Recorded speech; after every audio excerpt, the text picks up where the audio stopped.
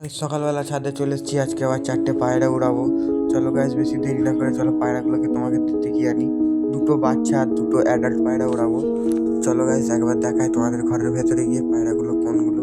Entry নিয়ে নিয়েছি, এবার দেখো গাইস, দেখাচ্ছি আর একবার পায়রাগুলোকে।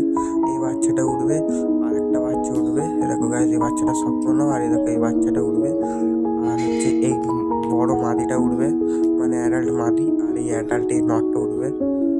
চলো গাইস, এদেরকে বাইরে বার করে আরেকবার দেখাই কেমন ওড়ে।